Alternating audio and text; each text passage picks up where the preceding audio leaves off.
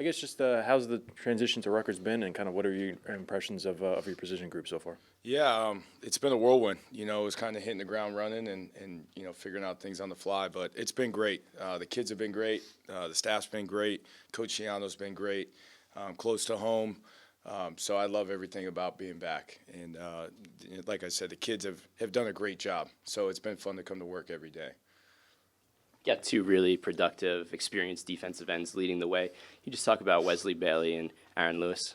Yeah, I mean, two guys that play a lot of football here. I mean, 1,000+ snaps in the Big Ten. They come in with a ton of experience, with knowledge. And the thing I like most about those guys is they're just eager to learn more. The question or the thing I always challenge older guys about is, how much more can you learn when you know it all? They played in the system. They know the problems. They know what to do. How much more can they learn? And they've come in just wanting to get better, wanting to learn. So it's been great to work with those guys. They've been awesome. You and Coach Farrell, the last few years been working as conference rivals in the MAC. Now you're on the same staff working with defensive linemen, defensive ends. What's that whole experience been like? It's been awesome. I have a ton of respect for what Coach Farrell did at Kent State.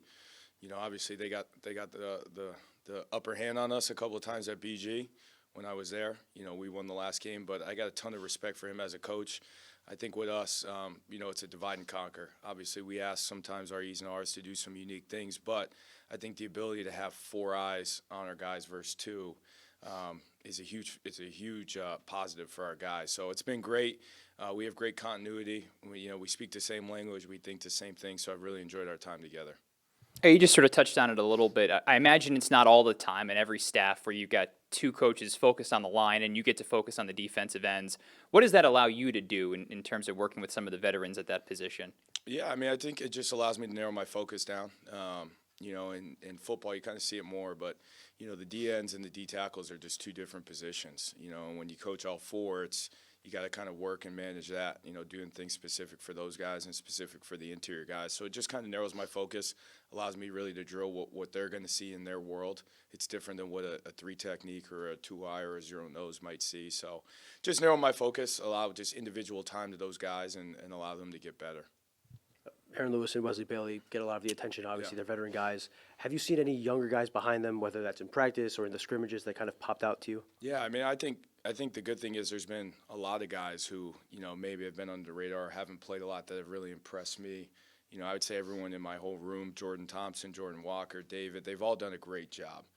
Again, taking coaching, and they've really made a ton of strides this spring. So, the more guys we can get ready to play and help us this fall, the better. Early in your career, you participated in the Bill Walsh Fellowship. Yeah. How was that impactful in kind of your coaching experience, and how did you get involved with that? Yeah, I mean, it's huge. I mean, lucky just people I met in the business or worked with, new people in those 2 places, and just had an opportunity to go internship there, and it was eye-opening, seeing the best in the world at what they do, how they coach, how they prepare, how they teach their guys, and then being able to implement those teachings or sound bites or something that they use and bring it to my guys, I think gives them a huge advantage. So it was awesome. I mean, 2 great organizations, great people. So it's really helped me grow as a coach.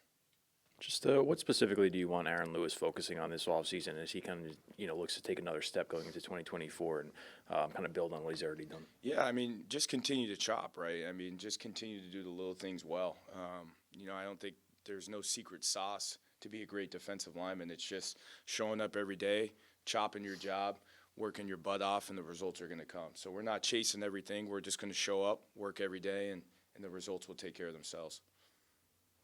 Last year, a lot of pressure.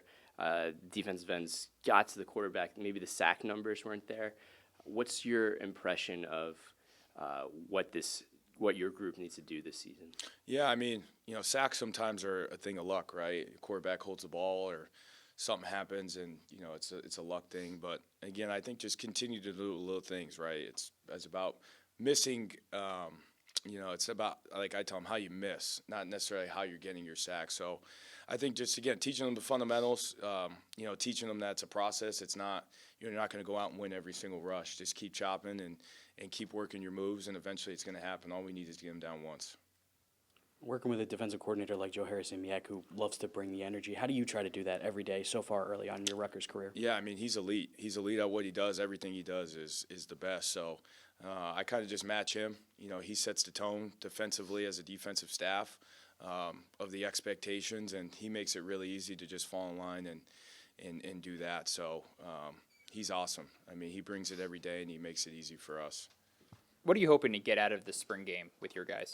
Yeah, I mean, just continue to improve. Like, you know, I just want to see guys continue to get better, apply the techniques that we've been teaching, use it in more of a game-like setting.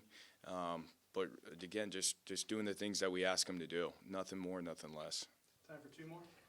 Can you just take us through the process of how you got here, from when they reached out, and ultimately why you decided Rutgers was the spot for you to take that next step in your career? Yeah, obviously, you know, what happened with Coach Keese last year was very sad, and you know, I didn't know Coach Keese. I met him when I got here a couple of times, but just hearing from everybody in the building about the type of dude he is, he was a great person and someone obviously we're still thinking about and praying for. But you know, when I heard about this opportunity, to me it was a no-brainer to come back closer to home, to be in my opinion, the best conference in college football, and work for a guy like Coach Schiano and Coach Harris-Miak and this staff.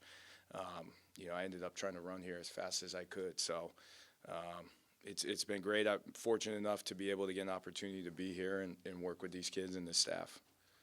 You mentioned Jordan Thompson before, someone who's kind of showing and progressing.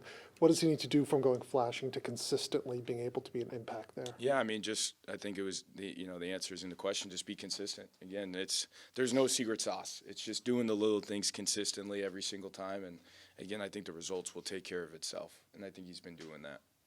Thanks, Coach. Thank you, guys. Yep, thank you.